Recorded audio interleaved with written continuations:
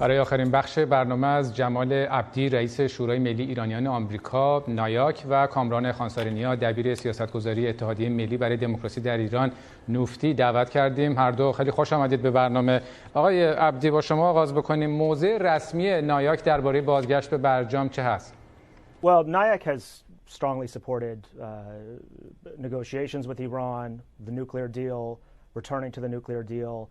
I believe we were one of the first to actually come out during the Trump administration and recommend that elected officials come out loud and strong and say we're going to save this deal if Trump leaves the White House, and end a situation in which the United States became the one to blame, became the pariah instead of the Islamic Republic. So we strongly support a return. Obviously, things are much different now. Now that Raisi is taking office, there is less upside in dealing, I think, with the Islamic Republic. I think that we see the protests that are happening now. We see this, somebody assuming the presidency who should probably be in front of a tribunal for crimes against humanity, not running a country.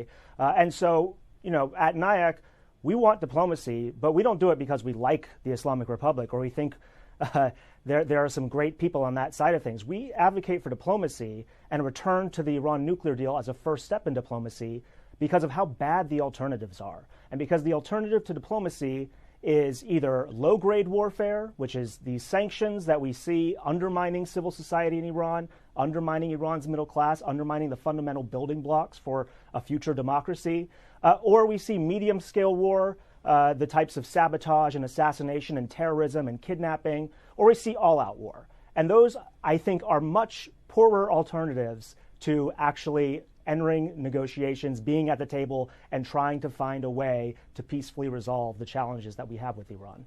آقای خوانساری، موضع رسمی نفتی در این باره چه هست و پاسختون به استدلال‌هایی که آقای عبدی داشتن چه هست؟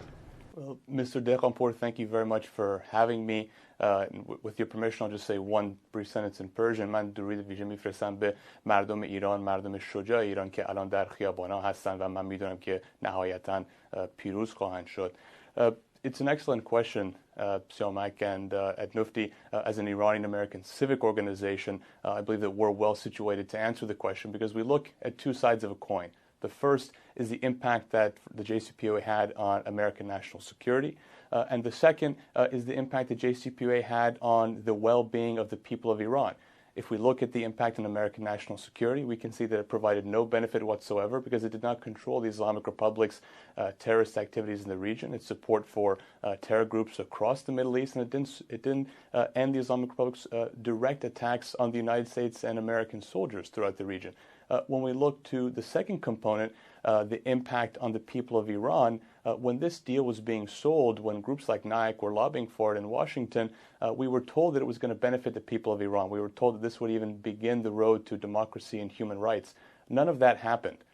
The Iranian people continue to suffer under the brutality and the corrupt mismanagement of the Islamic Republic. Indeed, in 2017 and 2019, when they came into the streets while Nayak and other similar groups were blaming Donald Trump or blaming the U.S. government for the people of Iran's problems, the people of Iran said, "Dushman ma haminjast, durugh migan Amrikas." And for those who may not speak Persian well, I'm not sure if Jamal speaks Persian, that means our enemy is right here. They lie when they say it's America. So Iranians continue to suffer in poverty, in hunger, and Nayak says that this is because of the United States. But we know that it's the Islamic Republic. The worst part, however, Siamak, of the JCPOA was that it legitimized the illegitimate, the corrupt, the terroristic, and the gender apartheid regime of the Islamic Republic.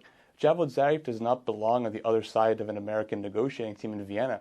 He belongs on the other side of a prosecutor in The Hague for the crimes against humanity that his regime and that he is responsible for. And so it's not really a question of should we return to the JCPOA. This is no longer theoretical. It didn't benefit the United States. It didn't benefit the people of Iran. It only benefited the Islamic Republic. So the better question is, why would any Iranian-American organization support the return to something that so clearly benefited the Islamic Republic? And when the accusation is made that there's no alternative to war, that's simply false. Groups like this, who were very soft on the Islamic Republic, have made a lot of headway and I'm sure raised a lot of money with this chicken little idea that war is coming. The alternative is engaging the Iranian people and supporting the Iranian people, which is what they're asking for right now when they're protesting on the streets of Khuzestan and other parts of the country. آقای عبدی میخواید پاسخی دارید اگر بشنویم؟ Look, I mean, with all due respect to Kamaran, you know, I don't hear a solution here. I mean, supporting the Iranian people, absolutely. But this isn't a question of is the Islamic Republic bad or good. I mean, we can have that debate. I think we'd fall pretty close to the same side on that. This is a question of what you actually do about it. We saw, I mean, Kamaran talks about the JCPOA didn't deliver for the Iranian people.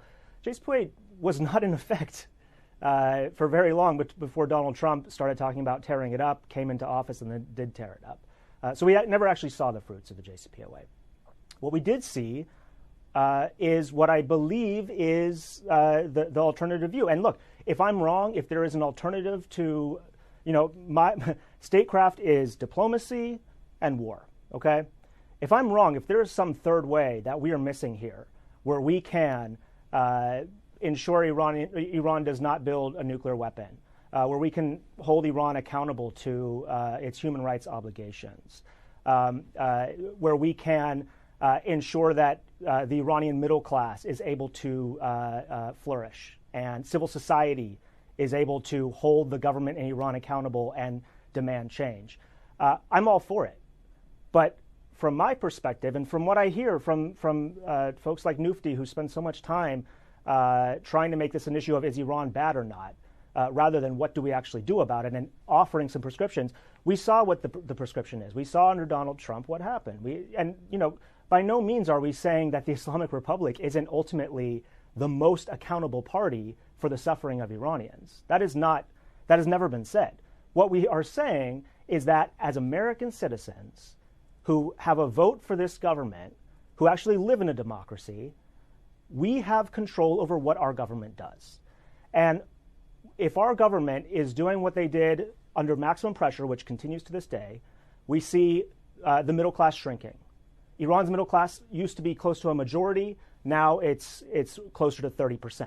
The middle class is the most important tool for democracy. That is the most important way to actually have a democracy movement from inside the country.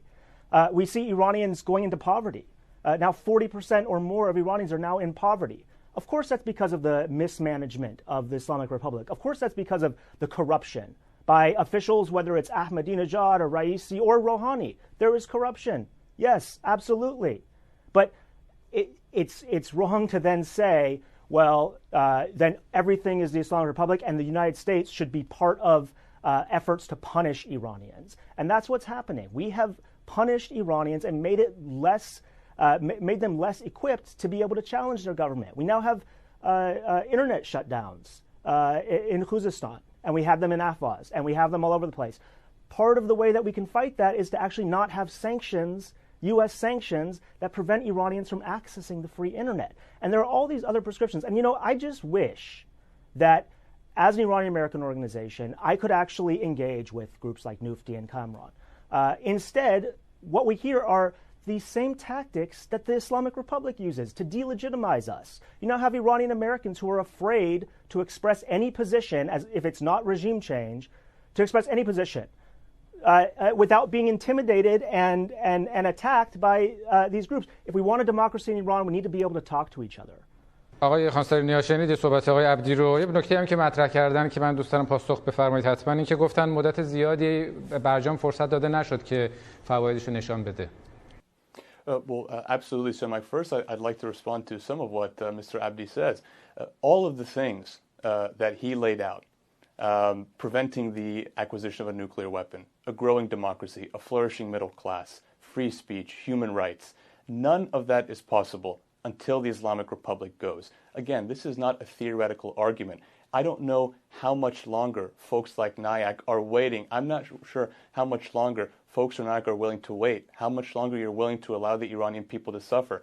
It's been 42 years. It's been 20 years since the start of the quote-unquote reformist project, which has gone bust. So I would love to have a dialogue with you. I hope this will continue. And all of your members, once you are willing to say that the Islamic Republic is a criminal regime which must go at the hands of the Iranian people. That is the red line. That's the red line that the people of Iran have announced when they're on the streets right now, when they chant مرگ بر جمهوری اسلامی، مرگ بر علی خامنه‌ای، مرگ بر تمامیت جمهوری اسلامی، مرگ بر اصل ولایت فقیه.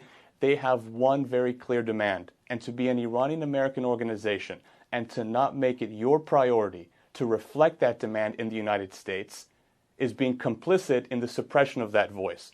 There's only two sides here: the people of Iran and the Iranian American community abroad and the Islamic Republic.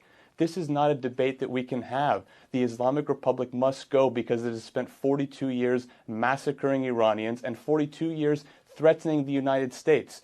And to the point of the JCPOA not having had enough time, how much longer do you need? It's not just the JCPOA, it's 42 years of engaging the Islamic Republic. The Islamic Republic has had long enough to show its true colors, and it's showing its true colors right now on the streets of Izeh, on the streets of Susangerd, of the streets of Isfahan, all across Khuzestan in Tehran, when it's shooting children. And for the response of an Iranian American organization, while Iranian blood is flowing in the streets, to remove sanctions on the individual ordering that bullet to be fired is unacceptable. Once you are willing to say that the Islamic Republic has to go as a moral imperative, I would love to continue the dialogue. Kamaran, how are you going to get rid of the Islamic Republic? Are you going to fly Pahlavi into Tehran and he's going to take over? Sepah is going to lay down their weapons? I don't understand. I am telling you, I can't go to Iran. My colleagues at Nike, we can't travel to Iran. We are no friends of the Islamic Republic. How are you going to get rid of the Islamic Republic? It's not up for me to do regime change, okay?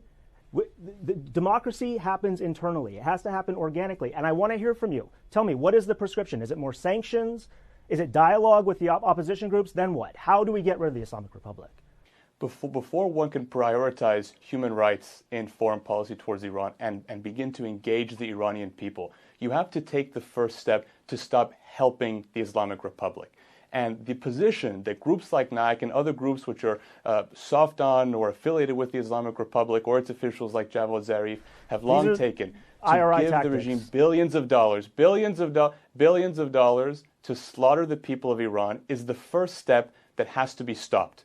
Once you stop writing the people who are killing Iranians checks, then we can talk about specifically steps that can be taken. آقای خوانساری خیلی تشکر میکنم. میخوام صحبتتون رو قطع میکنم. آقای عبدی از شما تشکر میکنم.